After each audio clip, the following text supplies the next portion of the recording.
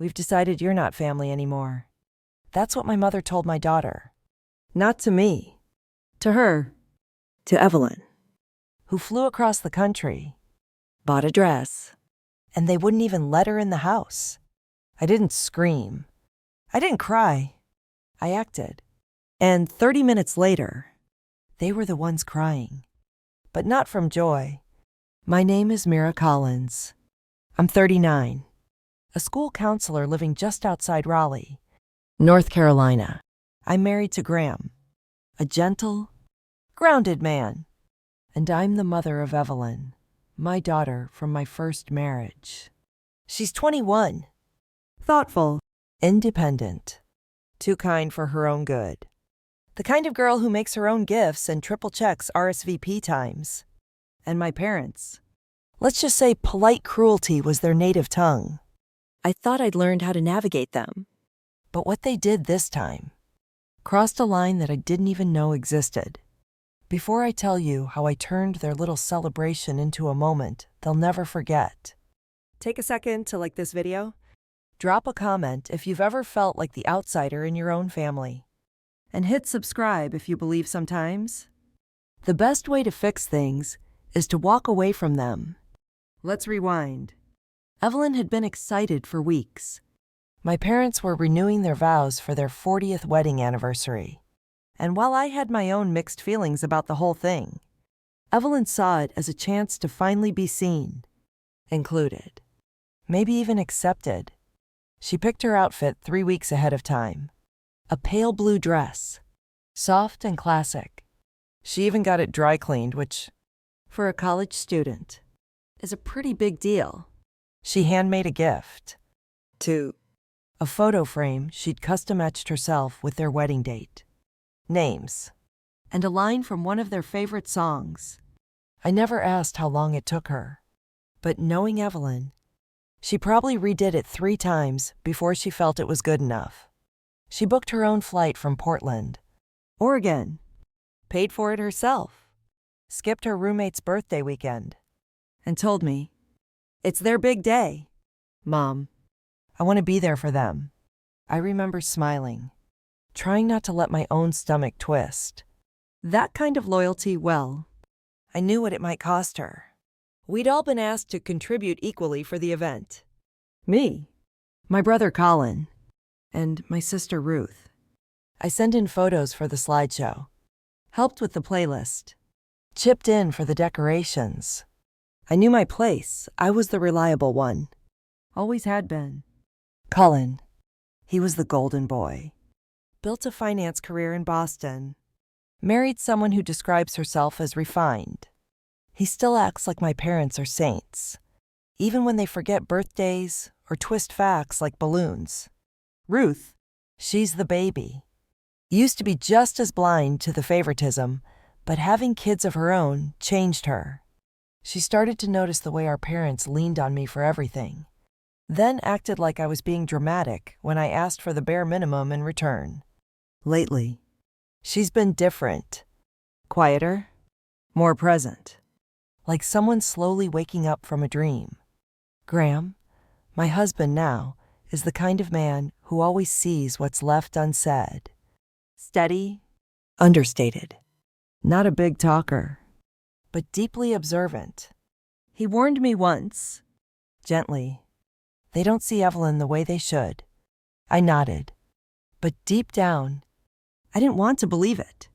That morning, we arrived early. I wore a sleeveless floral dress and sweat through it by 2 p.m. Graham was juggling cups of punch while trying to keep our youngest from kicking off her shoes on the grass. Our son was leaning against a folding chair with the kind of slouch that says, "I'm too cool to be here."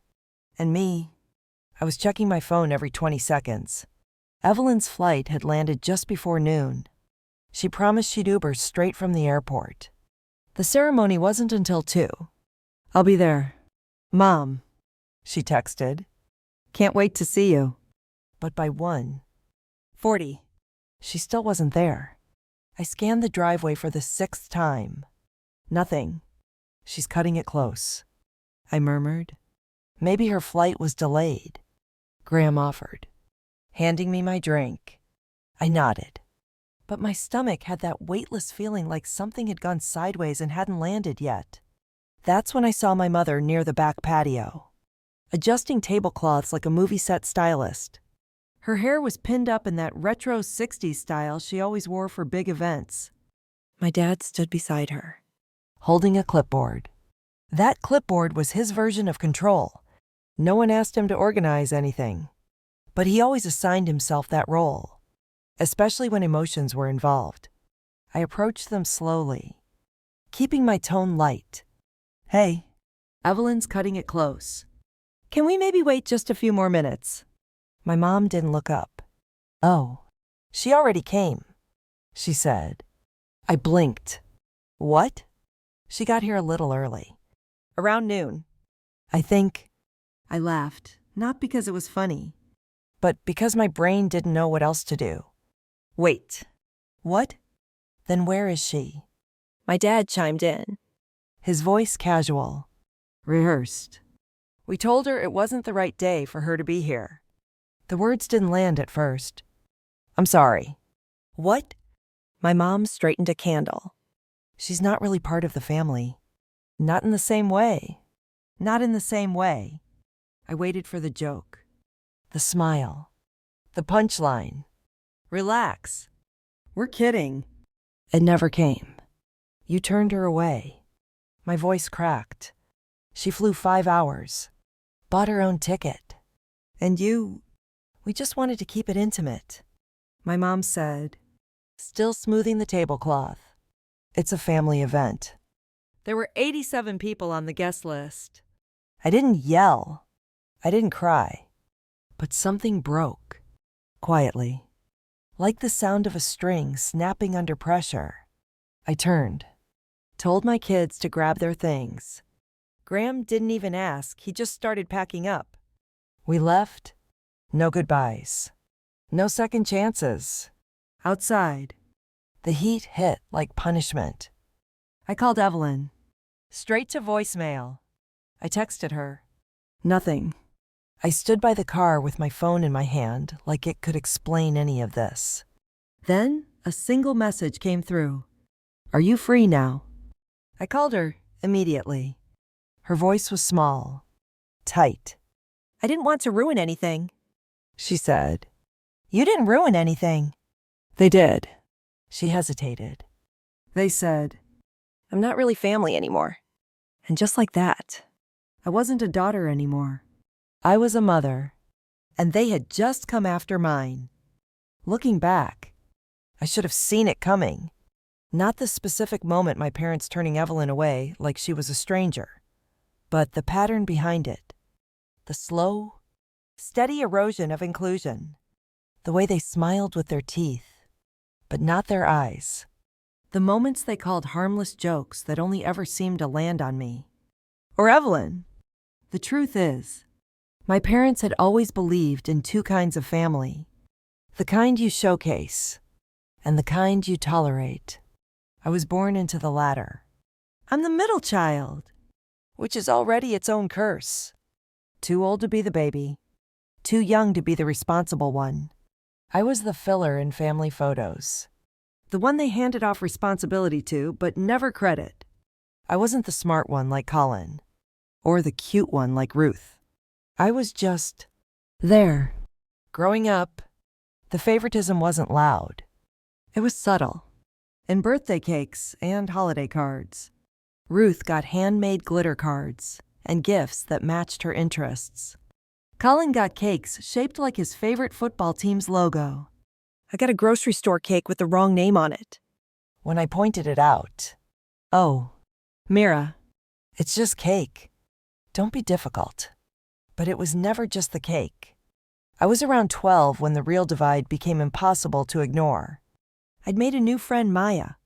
She was bold, wore black nail polish, wanted to be a tattoo artist. My parents didn't like her, or her parents, or anyone who wasn't like us. We don't know what kind of people they are, my mom said once, like they were storing weapons in their garage. I kept seeing her anyway. Then, one Saturday, I woke up to an empty house. No note. No text. Just silence. I assumed they'd run to the store. Hours later, I found out they'd all gone to Disney World without me. The same trip we'd been planning for weeks. The one they promised was still on the calendar. Ruth let it slip by accident later that day. When I confronted my mom, she actually laughed. We just didn't feel like you were really part of the family that day. Everyone laughed. Even Ruth. Even Colin. Like, it was hilarious. That night, I ate microwaved hot dogs while they told stories about the rides. I asked her if she meant what she said. "Oh, sweetheart, of course not," she replied. "But maybe you need to think about how you're making us feel. You're embarrassing yourself." So I apologized. For being hurt. For being left out. And for years, I believed I'd overreacted. That became my role, reacting too strongly to things other people found funny. So I became quieter. More helpful. I made myself useful in the hopes it would earn me something closer to love. And then came Evelyn. I met Aaron, my first husband, when I was 22. He was a carpenter. Steady and kind. Grew up in the foster system. Never had much, but gave what he had freely. He fixed things, literally and emotionally. My parents hated him the moment I brought him home. "Where's his family?" my dad asked. Like Aaron's lack of blood relatives made him suspicious. My mom tilted her head. "That's sad." But to them, sad meant wrong. Not like us. Not good enough. They came to our wedding, but treated it like a funeral. When Evelyn was born, everything softened. For me? Anyway, she looked just like her dad. Same big brown eyes. Same quiet curiosity. She wasn't a loud or demanding baby. She just watched the world and tried to understand it. She never gave them a reason to dislike her, but they kept her at arm's length anyway. When Evelyn was 4, they brought all the grandkids personalized Christmas ornaments. Hers said Joy in block letters. Not her name. Not even an initial. Just Joy. When I asked about it, my mom said, "We didn't know what she was into. She was 4. She liked stickers and grilled cheese. They never said she didn't belong. But they didn't have to. She felt it. I could see it in the way she watched her cousins open gifts that were clearly chosen with care, while she got the clearance item with the price tag still stuck underneath. I tried bringing it up. Once, my mom told me not to read into everything, that I was always looking for reasons to be upset. Eventually, I stopped asking. Aaron and I divorced when Evelyn was in middle school. It wasn't ugly. Just over. He moved a few hours away. Still visits Evelyn. Co-parents better than some couples I know. My parents acted like I'd finally fixed a mistake. "You've really turned your life around," my mom told me when I met Graham. I almost laughed in her face. As if Evelyn had been a detour I was lucky to escape. They adored Graham from day one. College degree. Khakis and button-downs. From a family in Charleston that hosts barbecues with matching aprons. "You really found yourself a good one," my dad said over dinner one night. "We're so proud of you." It stung. Because the youth they were proud of wasn't me. Not really. It was the version of me they could finally explain to other people. And Evelyn, she became the shadow of a mistake they never forgave. When Graham and I had more kids, the differences became obvious. The way they treated her siblings with warmth, attentiveness, actual effort. Evelyn got forgotten birthdays, generic toys, last-minute invites. Sometimes, I'd catch her noticing. She never said anything, just smiled and folded her feelings like laundry. Tidy, hidden. She never made scenes. She just hoped. That's what made it hurt more. She still believed that if she just tried hard enough, they'd love her. And I let her believe it. That's what I keep circling back to. I let her hope. I convinced myself maybe they'd change. That people get softer with age. That when they asked us to be part of their vow renewal, this time, it might be different. That they'd see her standing in that blue dress with that handmade frame and finally say, "You belong." But instead, they shut the door. Not on a stranger. Not on a mistake. But on a girl who just wanted to be loved. By the time we reached the car, I wasn't angry. I was done. It wasn't the kind of done you yell during a fight or text dramatically at 2 a.m. This was different. It was quiet, cold, steady.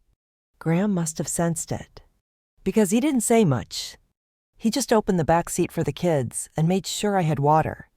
We sat in silence for a moment. The kind that stretches and snaps and leaves a bruise when it's over. Then my phone buzzed. It was Evelyn. "Some cafe down the road," she said. Her voice was too calm. Didn't know where else to go. "We're coming." Graham didn't ask questions. He just started the car. And me. I opened a folder on my phone. Tapped a number I hadn't used in months. And waited. Because 30 minutes from now, my parents weren't going to be hosting a vow renewal. They were going to be scrambling to keep control of the story. But before we get there, let me tell you what broke me. It wasn't the fact that they turned Evelyn away. It was that they did it before. This wasn't a one-time decision. This was a cycle, a rerun. And this time, it wasn't happening to me. It was happening to my daughter. And I finally saw it clearly. They never changed. I just got better at ignoring it. I didn't cry on the way to the cafe. I stared out the window, watched the scenery blur into shapes. I thought about Evelyn sitting there with a mug of something she probably hadn't touched. I thought about the frame she brought. I wondered if she still had it in her bag, or if she'd left it on their porch, like a stray cat hoping to be fed. When we pulled into the cafe parking lot, I spotted her instantly. She was sitting by the window, arms wrapped around herself like armor. She looked up. Her eyes were red but dry. And when she saw me, she stood slowly, as if unsure we were real. I hugged her. Not a side hug. Not a quick pat. I crushed her, and she didn't pull away. We slid into a booth, ordered fries, coffee, a milkshake we didn't drink. Graham sat beside me. The kids played quietly on a tablet with the volume too low to hear. I don't know how long we sat there like that. Eventually, I spoke. "They told you weren't family." She nodded. Grandma said, "We've decided you're not family anymore." Just like that. I felt something unravel in me. A final thread. One I didn't even know I'd been holding. It wasn't just what they said. It was the language. That phrasing. "We've decided." Like it was a vote. A policy change. A committee ruling. They didn't treat her like a person. They treated her like a problem. I opened my phone. Started scrolling through my contacts. Not looking for comfort. Not for validation. For impact. See? I hadn't just contributed to the party. I helped coordinate. I had files. Contacts. The event planner's direct line. The caterer. The venue DJ. The slideshow tech guy. The florist.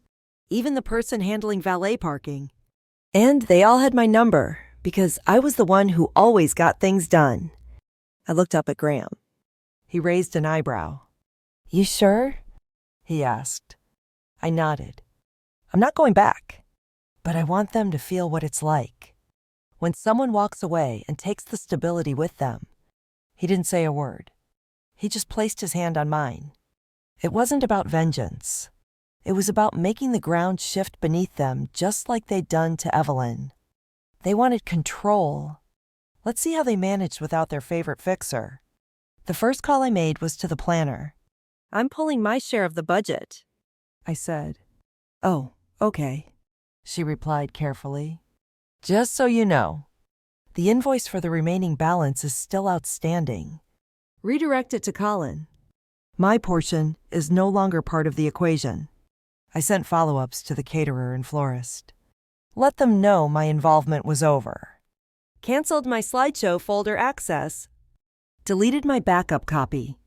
And then, for good measure, I texted Ruth. Just 2 words. They lied. She called within seconds. Wait, Evelyn's here? I thought she couldn't make it. No, she did make it. They told her to leave. Told her she wasn't family. There was silence on the other end. Then Ruth exhaled. That's disgusting. I just wanted you to know. I'm not staying silent this time. I'm coming, she said. Let me talk to James. We'll grab the kids. I hung up, heart racing. I'd spent a lifetime making sure my parents weren't embarrassed. But they never once worried about humiliating me. Or my daughter. For once, they were going to feel what it meant to be on the outside. The next 20 minutes were strange. It was like watching a clock tick down to an implosion. I imagined Colin giving some self-important speech. Clueless. My mom flitting between tables. Pretending nothing was wrong. My dad probably checking off names on a clipboard. Assuming everything was going according to plan. They had no idea the foundation was crumbling beneath them. 'Cause I wasn't coming back. And Ruth wasn't staying. And the perfect image they'd built was about to develop a very public, very visible crack. Evelyn didn't say much. She just sat quietly, occasionally watching the door, still bracing for someone to barge in and demand she apologize. But no one came, because this time, we weren't the ones breaking. They were. It didn't take long for the cracks to show. About 30 minutes after my last message to the vendors went out, my cousin Mara, who stayed at the event, texted me a single line. It's a mess. That was all I needed to know. We were still at the cafe when she sent it. Evelyn was sipping her now cold milkshake like she was trying not to feel anything. Graham was scrolling on his phone, deliberately calm. I didn't say a word. I just passed the phone across the table. Ruth arrived 10 minutes later. She came in fast-winded, flushed, furious. Her husband James followed with their kids in tow. The moment she saw Evelyn, something shifted. She didn't ask what happened. She didn't demand details. She just hugged her. I'm sorry, Ruth whispered. And Evelyn, still quiet, still composed, said, It's okay. But it wasn't. We pulled 2 tables together, ordered more fries we didn't eat, and let the silence settle. The waitress looked at us like we'd been kicked out of a funeral, which, in a way, we had. Then Ruth turned to me. What now? I shrugged. We don't go back. We don't explain ourselves. Let them figure it out. My phone buzzed again. Another update from Mara. Colin tried to run the slideshow. Froze the screen. People started leaving. Your mom got on the mic and said it was all a misunderstanding. During appetizers, Ruth read it and laughed into her iced tea. A short, tired laugh that sounded more like relief than humor. I sat back, let it all sink in. This was the fallout of choosing peace, of saying no more without raising your voice. We didn't cause chaos. We just stopped holding it together. My mom always said, family is about showing up. But somehow, when Evelyn did exactly that, they slammed the door in her face. And now, the narrative was slipping. I could picture it clearly. Colin fuming, trying to keep the event on schedule. My mom whispering into the mic, attempting damage control. My dad probably retreating behind his clipboard, hoping no one noticed the empty front rows. Because they were empty now. Ruth and I were gone. Evelyn was gone. And we weren't the only ones. Apparently, other guests had noticed. The quiet exit. The uneaten food at our table. The confused glances. the whispered questions, and then the awkward clapping during the vows. The kind of clapping you do when someone finishes a PowerPoint on company policy. Polite. Obligatory. Empty. Later that night, the real unraveling began. Colin called first. I didn't answer. He left a voicemail instead, loud. Indignant. Furious.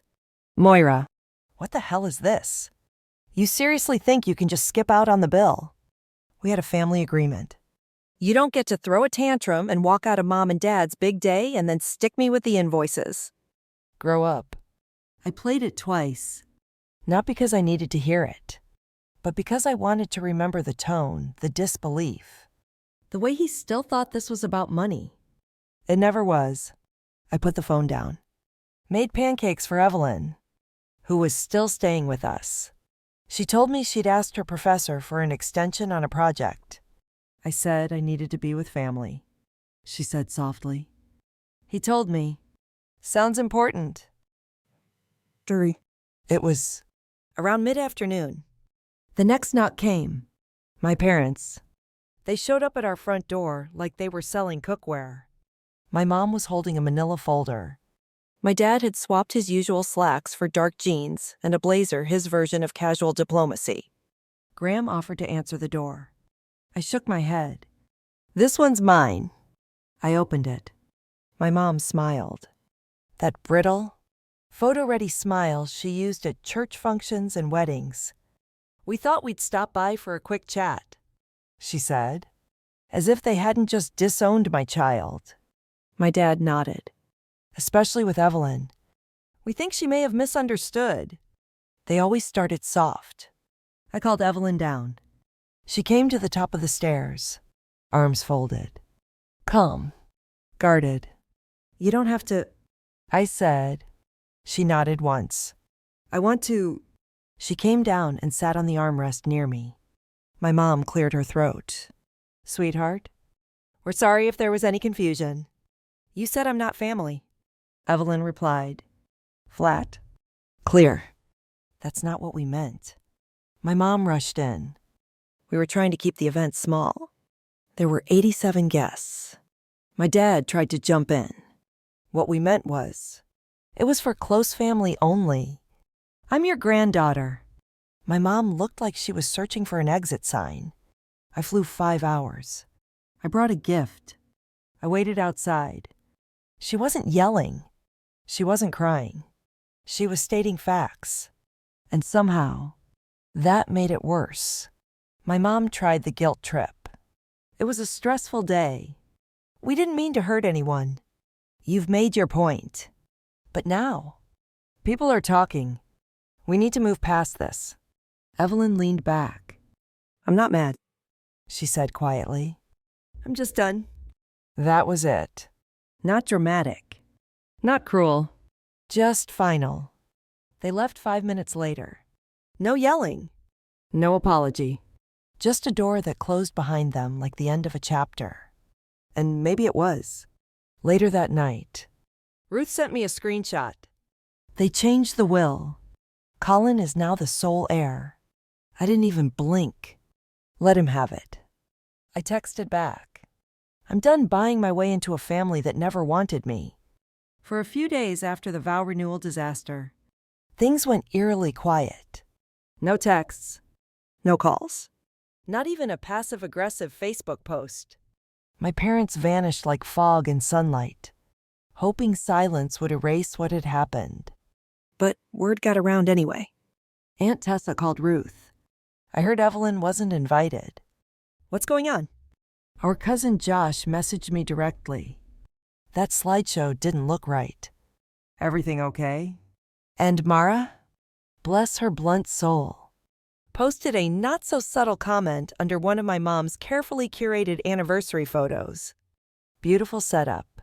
Sad, some key people weren't allowed in. The cracks widened faster than they could be patched. Meanwhile, at our house, the air felt different. Lighter. Evelyn stayed another 3 days. We baked too many cookies. She helped Graham fix the back porch railing. We talked about everything and nothing. On her last night, she asked me, "Do you think they ever really loved me?" I didn't answer right away, because the truth was hard to admit, even harder to speak out loud. "I think they loved the idea of you," I said finally, "but not the you that existed. Not the girl who reminded them of everything they didn't control." She nodded. "That's what I thought." Then she smiled. Small, but real. "It's okay. I love me." And just like that, something healed. Not all of it, but enough. Ruth called the next day. She'd had her own conversation with our parents. They tried to pretend like it was a misunderstanding. She told me. "Said you'd overreacted again." Of course they did. They told me if I stayed out of it, I'd still be included in future plans. I swallowed hard. "What did you say?" I told them if Evelyn's not family, neither am I. That's when I cried. Not the kind of crying you do at a funeral. The kind you do when something finally feels safe enough to fall apart in front of. For the first time in my life, someone chose me with no conditions. Colin, on the other hand, doubled down. He sent me an invoice, split 3 ways. Me, Ruth, and him. My share, nearly $4. 800. I didn't even respond. Just forwarded it to Ruth, who replied with one word. "Lol. We never paid a dime." A week later, Colin sent another message. "FYI, they moved the estate into my name. I'm handling everything now." I didn't care. Let him have it, their house. Their cluttered savings. Their obligation. I had peace. And peace doesn't come with a title deed. Around that time, I bumped into my mom at the grocery store. She was in the baking aisle, holding a can of store-brand frosting. We made eye contact, but neither of us moved. Eventually, she approached. "Moira," she said softly. "It's gone too far." I raised an eyebrow. "What's gone too far?" This, freeze. "We're still your parents. You can't just erase us." I looked at her. Really looked. She seemed smaller somehow. Not older. Not sick. Just shrunk. Like she was folding in on herself. "You didn't just hurt me," I said quietly.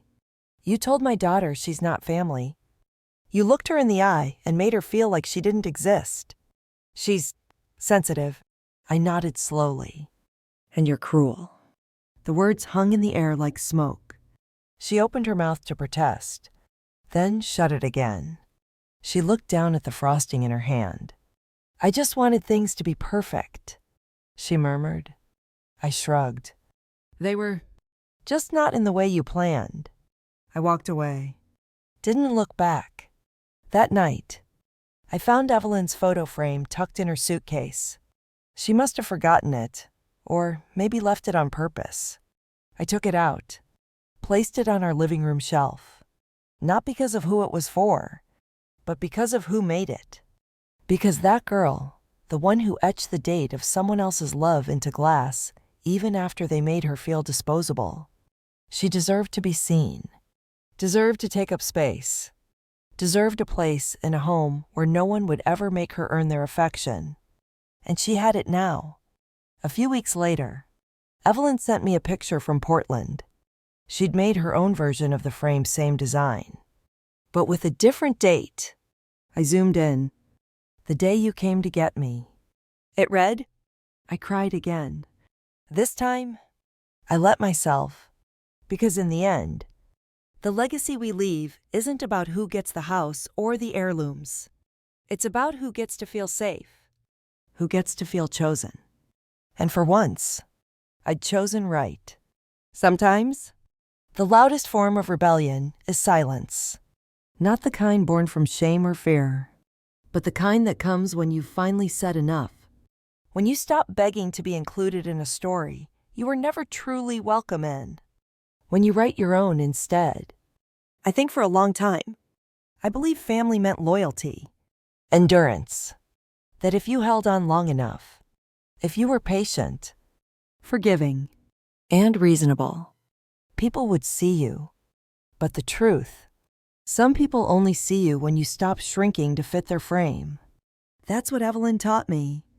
'Cause even after everything, after being told she wasn't family, after flying across the country just to be dismissed at a doorstep, she didn't spiral. She didn't scream. She didn't retaliate. She stood still, calm, whole. And that was power. She reminded me that survival isn't about how much pain you can carry. It's about knowing when to put it down. When to stop handing out explanations to people who only ever listen with judgment. When to stop proving your worth to people who wouldn't recognize it if it hugged them on Christmas morning. I used to think strength meant fixing things, making it all work, smoothing over, playing neutral. But strength, it turns out, sometimes means letting it break, letting the silence echo, letting people feel the absence of your presence and choosing not to rush in and fill it. I don't miss the chaos. I don't miss being the emotional janitor for people who never wipe their own mess. And I definitely don't miss pretending everything was fine while my daughter slowly disappeared behind someone else's version of what family should look like. What I do miss is the time I wasted believing it had to be that way. I wonder how different Evelyn's childhood might have been if I'd set the boundary sooner. If I'd stopped hoping my parents would suddenly wake up and choose kindness. But that's the thing about regret. It's real, but it's not final. Because healing doesn't have to start in childhood. Sometimes it begins in a parking lot, at a cafe table, in the silence between your daughter's question and your answer. And if there's one thing I want anyone listening to take from this, it's this. You are allowed to walk away from blood, from obligation, from legacy. You're allowed to choose peace over proximity, healing over tradition, love that lifts you, instead of love that weighs you down. And if you're a parent yourself, like I am, let this be your reminder. Your kids don't need you to be perfect. They just need to know you're on their side. Especially when no one else is. So, yeah. Maybe I won't inherit my parents' silverware set. Maybe my name won't be in their will. But what I do have is a daughter who knows her value, a sister who finally opened her eyes, a husband who never asked me to be less, and a life that no longer demands I split myself into pieces just to keep the peace. That's a legacy I can live with. And if you're still watching, still here with me at the end of this story, I want to say thank you. Truly. Maybe you see parts of yourself in Evelyn, or in me, or even in Ruth, the one who finally spoke up after years of pretending not to notice. Wherever you are on your journey, you're not alone. Drop a comment if you've ever had to walk away from someone you thought was family. Like this video if you believe real love doesn't need to be earned. And subscribe if you're reclaiming your voice. One story at a time. Because sometimes, letting go is the most loving thing you'll ever do.